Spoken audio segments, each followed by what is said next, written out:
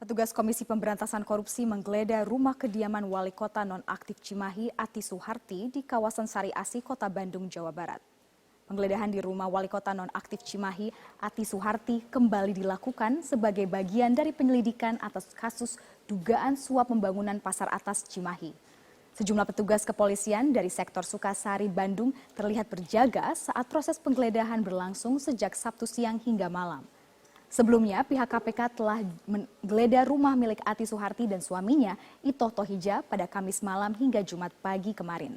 Petugas KPK juga telah menahan Ati dan suaminya di kantor Komisi Pemberantasan Korupsi.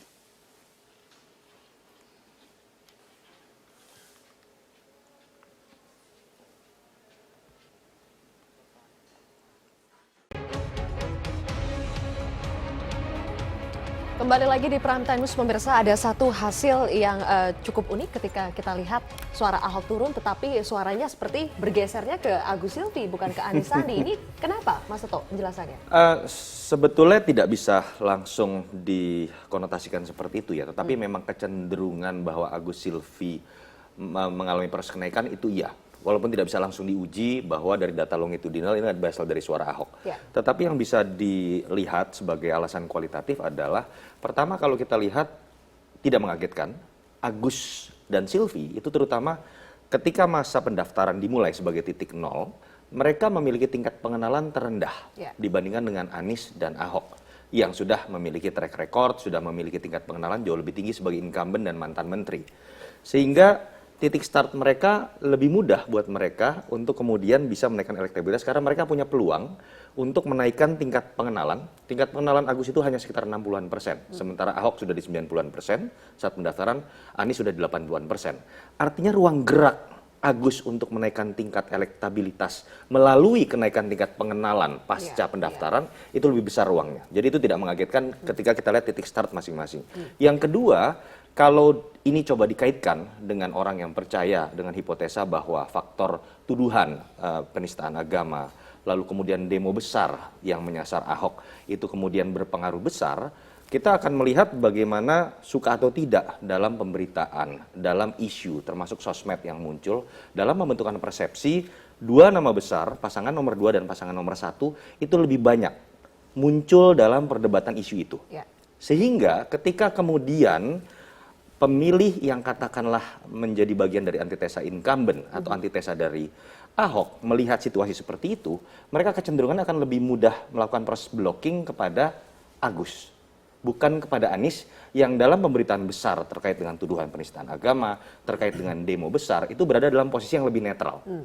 Itu yang menyebabkan seakan-akan kecenderungan dari pemberitaan, bisa dilihat di media monitoring, ini seakan-akan memang sudah jadi pertarungan besar antara dua kubu, antara Ahok dengan Agus. Kalau kita lihat tema besarnya adalah demo besar dengan tuduhan penistaan agama. Itu yang mungkin menyebabkan Agus akhirnya secara elektoral lebih menikmati suara-suara dari pemilih yang memang sudah memposisikan dirinya menjadi antitesa dari incumbent. Kalau kita lihat alasan memilih ini, alasan memilih Agus karena tegas 23,1%, diikuti ganteng, berwibawa, kemudian seagama, anak SBY. Padahal alasan tidak memilihnya ini belum berpengalaman 20,3%. Iya, itu bagian dari bagaimana kita menjelaskan bagaimana preferensi pemilih hanya dari satu kategori saja, yaitu bagaimana orang melihat ini pertarungan personal branding.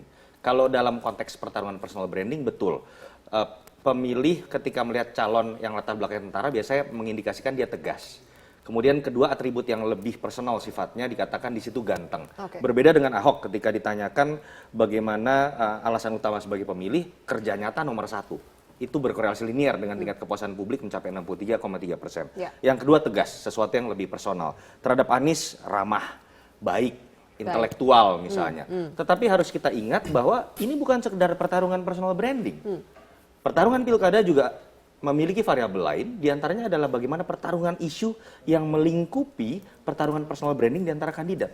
Dan suka atau tidak, faktor tadi ketika orang bertanya bagaimana efek dari demo besar, bagaimana efek dari kasus hukum yang sedang menimpa Ahok, bagaimana kemudian orang melihat konstelasi politik yang ada di atasnya, nama besar SBY muncul, nama besar Mega, Prabowo dan Jokowi muncul, disitulah kemudian menjadi menarik. Kenapa seakan-akan pertarungan selama sebulan terakhir itu lebih berpusat pada dua nama, Ahok dengan Agus, dikarenakan isu terbesar terkait dengan penistaan agama, tuduhan penistaan agama dan demo Oke. besar tadi memang mengkerucut kepada dua nama itu. Mengerucut pada nama-nama itu ya. Sejumlah pimpinan kementerian dan lembaga menjadi pembicara dalam rapat koordinasi yang dihadiri seluruh gubernur di Indonesia. Panglima TNI Gatot Nurmantio ini menjadi salah satu pembicara. Kami langsung bergabung bersama rekan kami, ada Desa Lampesi langsung dari kantor Kemendagri Jakarta. Dari apakah rakor yang dihadiri dengan Panglima TNI ini terkait dengan aksi unjuk rasa pada 2 Desember mendatang? Secara implisit, tuan rumah Menteri Dalam Negeri Cahyokumolo mengungkapkan bahwa rapat koordinasi yang dihadiri oleh hampir seluruh gubernur dari seluruh Indonesia ini tidak membahas situasi ataupun dinamika politik di seluruh Indonesia jelang rencana aksi unjuk rasa 2 Desember mendatang di DKI Jakarta. Untuk kali ini rapat koordinasi pembicaranya ada 7 orang dari level pimpinan lembaga maupun kementerian, dan beberapa di antaranya memang digelar secara tertutup sehingga tidak bisa diliput oleh media. Salah satu pembicara pada saat menyampaikan materi secara tertutup ialah Menko Polhukam Wiranto. Usai memberikan materinya, Wiranto mengungkapkan bahwa apa yang dia sampaikan kepada para gubernur hanyalah sebatas pemetaan keamanan politik dan hukum yang sudah dilakukan oleh pihak Menko Polhukam. Selain itu, Menko Polhukam juga menyatakan bahwa ada 3 daerah yang dinyatakan rawan terkait dengan pelaksanaan Pilkada 2017 tahun depan, diantaranya ialah Aceh, DKI Jakarta, dan juga Papua. Ketiga daerah ini dianggap memiliki indikasi penuh rawan atau indikasi yang tinggi terhadap tingkat kerawanan pada gelaran pilkada mendatang. Namun Wiranto menolak untuk menjabarkan apa saja indikasi-indikasi tersebut, sehingga ketiga daerah tadi yaitu Aceh, DKI Jakarta, dan juga Papua dikatakan sebagai daerah yang rawan untuk gelaran pilkada mendatang. Selain itu, ada satu aspek yang dianggap rawan dalam pilkada nanti, yaitu kemungkinan terjadinya penyalahgunaan kewenangan yang dilakukan oleh kontestan ataupun pasangan petahana. Selain itu, Panglima TNI Jenderal Gatot Nurmantio juga baru saja memberikan koordinasinya di hadapan para gubernur secara terbuka. Ada satu pendapat yang dikeluarkan atau satu poin yang saya garis bawahi dari apa yang disampaikan oleh Panglima TNI terkait dengan rencana aksi demonstrasi 2 Desember mendatang. Panglima mengungkapkan bahwa jika demonstrasi 4 November kemarin betul-betul dari hati dan hanya fokus kepada penegakan hukum kasus Ahok, sementara untuk demo 2 Desember nanti sudah ditunggangi oleh pihak asing. Bahkan Panglima juga menyebut sejumlah negara. Kita lihat pernyataannya. Dan pasti akumulasi luar pun ikut. Kenapa? Karena tanggal 20 kemarin saya dikejutkan berita bahwa Habib Rizik dianiaya oleh oknum Kostrad sampai masuk rumah sakit. Dan saya cek tidak ada. Dan saya telusuri berita itu ada 2 sumbernya, dari wilayah Australia dan New Jersey, USA. Menteri Dalam Negeri Cahyokumolo tadi usai Panglima TNI memberikan pemaparannya meminta kepada seluruh masyarakat Indonesia untuk betul-betul cerdas dan menyikapi dengan bijak mana yang perlu dilakukan dan mana yang tidak, agar keutuhan bangsa Indonesia tidak mudah dipecah belah oleh pihak asing, terutama dari negara-negara lain yang memiliki kepentingan di Indonesia untuk memecah belah bangsa. Zakia.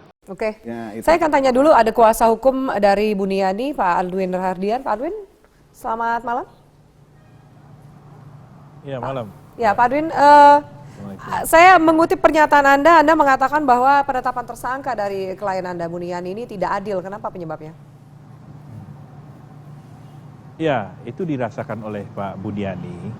Artinya begini, prosesnya kurang fair. Meskipun itu hak tersendiri ya penyidik, baik itu dia punya hak subjektif ataupun objektif. Hanya kemudian pertama begini kronologisnya. Beliau dipanggil itu pertama kali sebagai saksi, ya. Beliau datang, terus kemudian pemeriksaan dimulai, berakhir di kurang lebih pukul 20, pukul 8. Ketika selesai penandatanganan BAP, langsung disodorkan surat penangkapan, ya kan? Dan hal itu tidak lazim begitu menurut kami. Karena apa? Yang lazim harusnya seperti apa menurut Pak Buni Anda? itu kan ada di kantor. Begini, tidak perlulah surat penangkapan itu keluar. Sekarang dengan kasus yang sama, apple to apple misalkan dengan Pak Ahok, keluar nggak surat penangkapan? Sampai kemudian 1 kali 24 jam diperiksa di Polda Metro misalkan. Kan tidak juga. Apalagi yang bersangkutan datang ke kantor. Buat apa begitu keluar surat penangkapan, ya kan? Tapi lagi-lagi itu ya hak penyidik, kita hargai. Tapi kemudian itu disesalkan oleh klien kami, Pak Buniani, bahwa ini tidak equal. Ya. Kalau tidak adil, Anda ada rencana untuk harusnya pra-peradilan ini status tersangka klien Anda, Pak Adwin? Ya, kita nanti akan kaji secara bersama, tapi tentunya akan seperti itu. Karena apa? Pertama, ini tidak digelar secara terbuka. Ya, gelar perkaranya harusnya terbuka seperti apa yang terjadi pada kasus Pak Ahok. Terbuka di sini bahwa satu sama lain menyodorkan para saksi ahli, ya. Apalagi yang dituduhkan ini Undang-Undang ITE pasal 28 ayat 2, ya, di mana sangat multi interpretasi. Apalagi yang dipersoalkan kan sudah bukan video lagi. Video itu sudah tuntas dan pemeriksaan forensik Barreskrim tidak ada persoalan. Tidak ada yang mau kata-katik itu, video itu.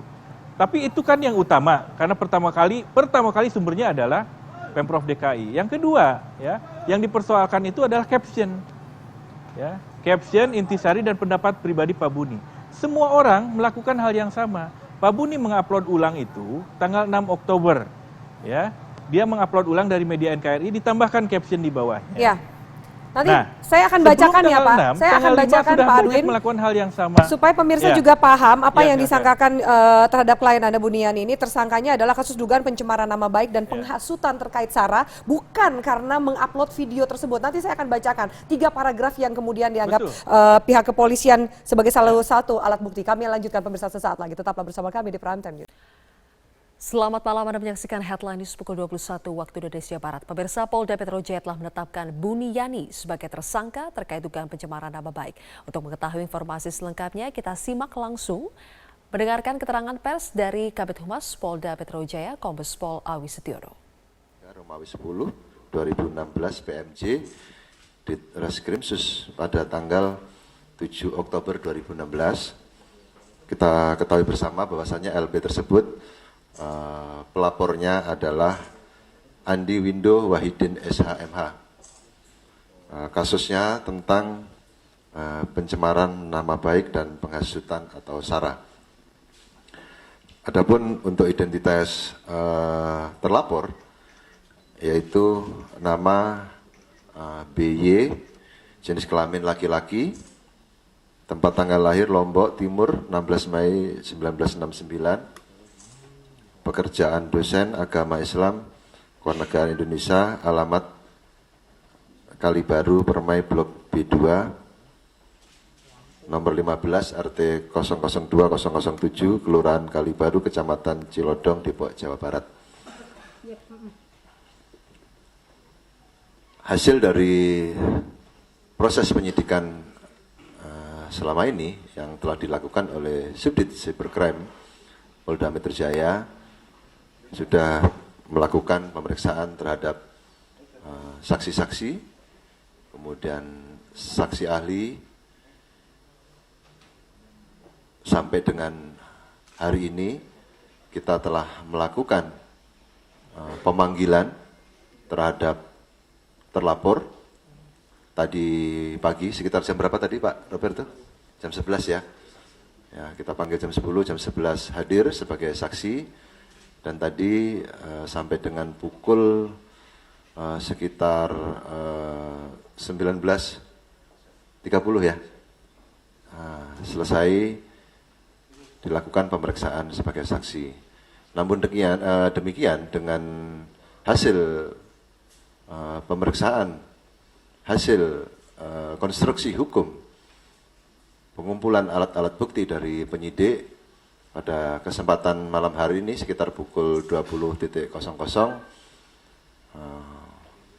dengan bukti permulaan yang cukup, yang bersangkutan saudara BY kita naikkan statusnya menjadi tersangka.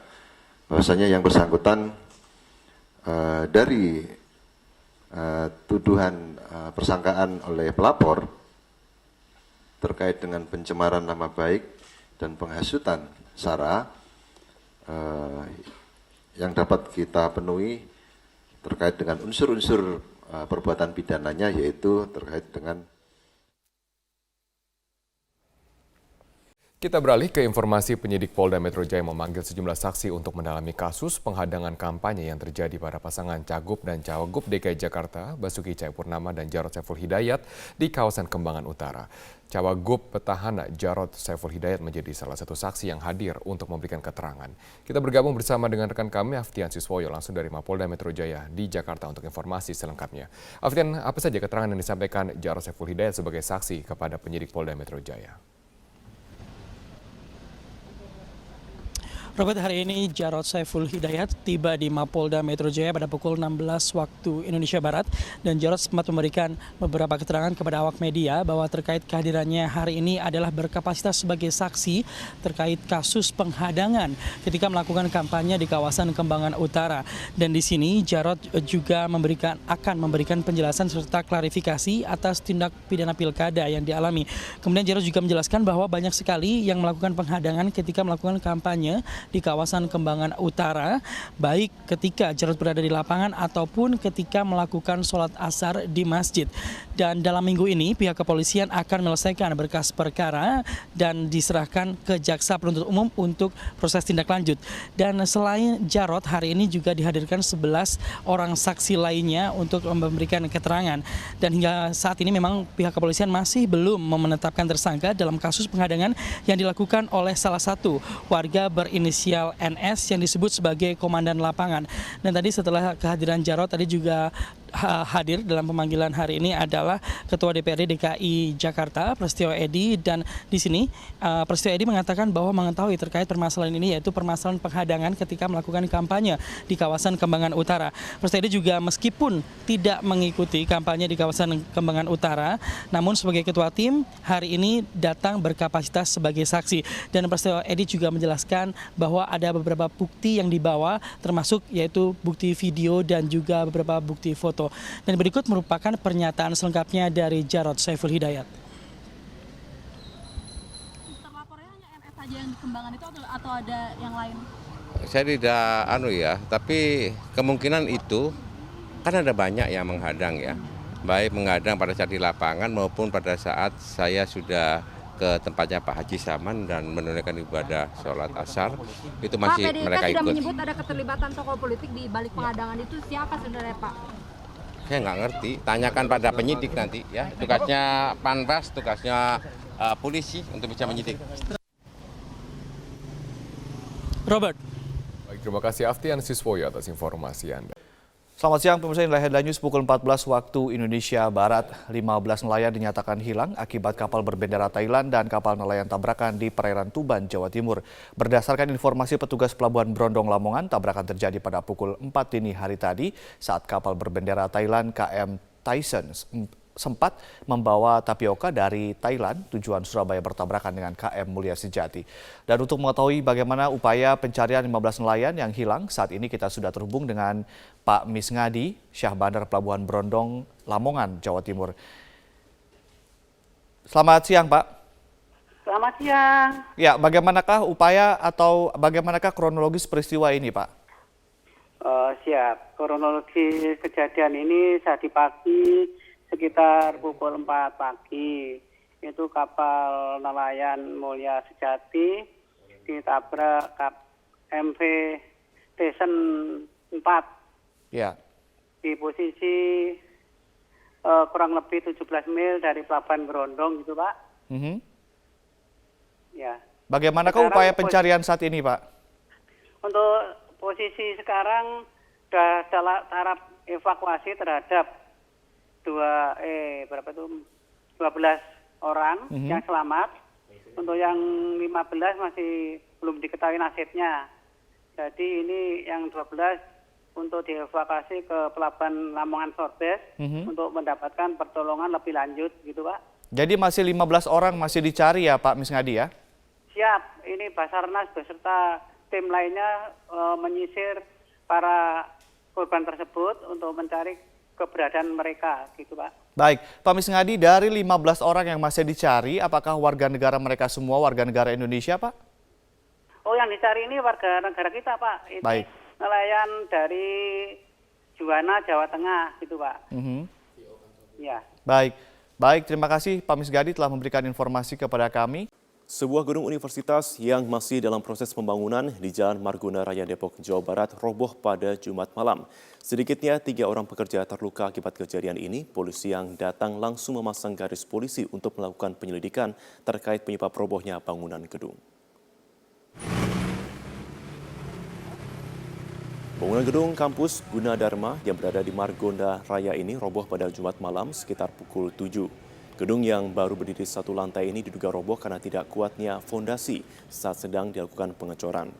Polisi yang datang pun langsung memasang garis polisi untuk melakukan proses penyidikan terkait penyebab runtuhnya bangunan dan rencananya akan digunakan menjadi lahan parkir tersebut. Tidak ada korban jiwa dalam kejadian ini, namun ada 3 pekerja yang mengalami luka ringan dan syok dan sudah dilarikan ke rumah sakit terdekat.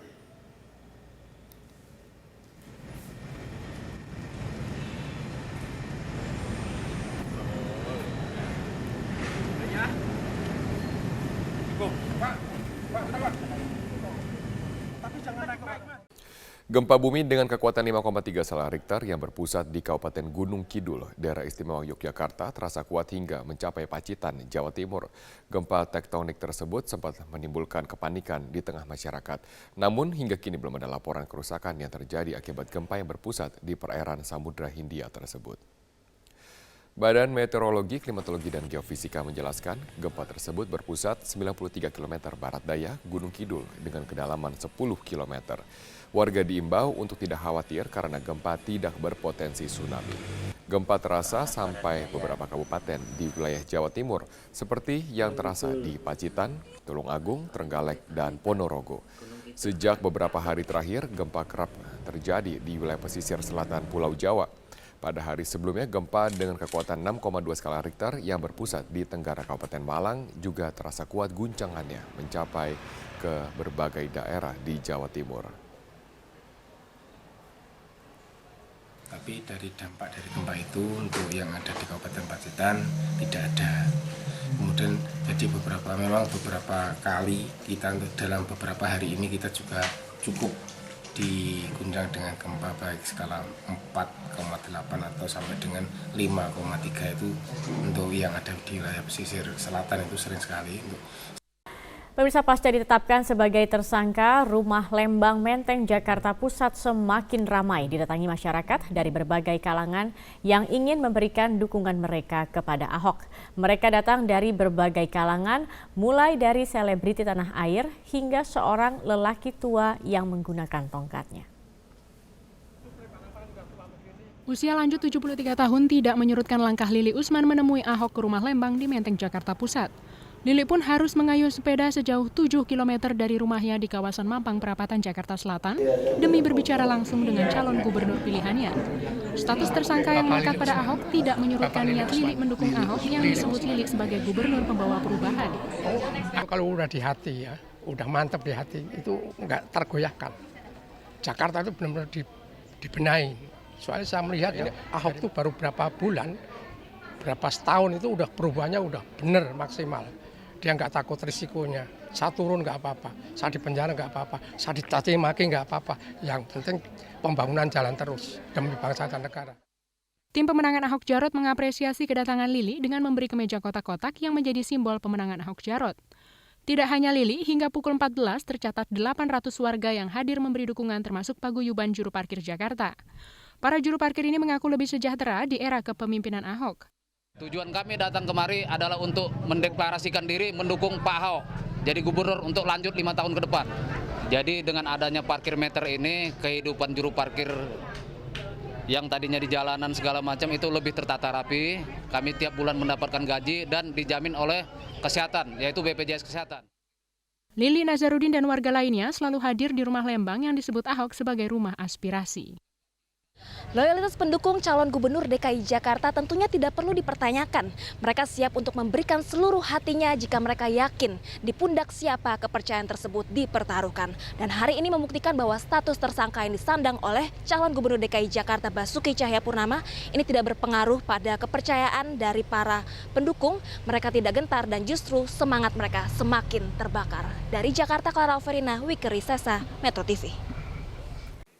Selamat malam pemirsa, aksi teror terhadap kandidat kepala daerah kembali terjadi di Provinsi Aceh. Kali ini penembakan terjadi di rumah calon gubernur Aceh Tarmizi Karim oleh orang tidak dikenal. Dan untuk mengetahui informasi selengkapnya, kita terhubung dengan Dazen Frila langsung dari Banda Aceh. Dazen, bagaimana kronologi penembakan rumah Tarmizi Karim? Ya, Rory, dari informasi yang kami peroleh, aksi penembakan ini terjadi pada Rabu malam sekitar pukul 19 waktu Indonesia Barat di kediaman salah satu calon gubernur Aceh bernomor urut 1 Tarmizi Karim, yaitu tepatnya terletak di Jalan Todak Gampong, Bandar Baru, Dusun Piranha, Kecamatan Kuta Alam, Kota Banda Aceh. Tidak ada korban jiwa dalam peristiwa ini dan menurut keterangan saksi mata, yaitu Fahri, anak dari Tarmizi Karim sendiri, mendengar suara letusan setelah sempat melihat seorang sosok yang melintas di luar pagar kediamannya dengan menggunakan 1 unit sepeda motor. Fahri sendiri tidak mengetahui bahwa suara tersebut adalah suara letusan senjata api dan ia baru mengetahui aksi ini adalah aksi teror atau penembakan setelah diberitahu pihak Pamtub atau pengamanan tertutup Tarmizi Karim bahwa terdapat lubang bekas tembakan di pagar rumahnya yang juga terpantul pada pagar garasi. Sementara selongsong peluru juga telah ditemukan di dalam areal rumah dan insiden ini terjadi ketika Tarmizi dan keluarga sedang dalam perjalanan dari Kabupaten Aceh Timur menuju Kota Banda Aceh. Hingga saat ini pihak kepolisian belum dapat mengungkap motif ataupun pelaku di balik penembakan ini dan saat ini masih melakukan pemeriksaan karena pihak Tarmizi Karim sendiri baru menyampaikan laporan kasus ini pada sore hari tadi, Rory. Sementara olah TKP akan segera dilakukan dalam waktu dekat. Dan menanggapi insiden ini, Tarmizi Karim sendiri yang maju dalam Pilgub Aceh melalui jalur independen mengatakan aksi penembakan ini merupakan bentuk teror yang telah mengganggu kedamaian pilkada, namun pihaknya tetap menghimbau kepada seluruh tim sukses dan para pendukung untuk tetap tenang dan tidak terprovokasi oleh kejadian ini. Berikut kita dengarkan salah satu petikan wawancara kami dengan calon gubernur Aceh Tarmizi Karim. Sebetulnya seperti tadi kita sudah kumpul juga dengan tim kita, tim sukses di dalam pilkada ini. Saya memintakan kepada mereka agar sabar tenang oleh karena ini sudah ditangani oleh polisi dengan bagus sekali sejak awal tadi pagi. Dan sebetulnya ini kan bertentangan dengan semangat pilkada damai. Itu yang baru seminggu yang lalu kita sudah kumpul di Mapolda di bawah koordinasi Pak Kapolda dan pengarahan Bapak Gubernur. Yang semangat kita kan spirit kedamaian ini. Tapi kalau ada kejadian-kejadian seperti ini, maka itu akan bertolak belakang sekali dengan semangat pilkada yang damai, aman, sejahtera. Untuk sementara demikian yang dapat kami sampaikan dari Banda Aceh, kembali ke Anda, Rory, di studio.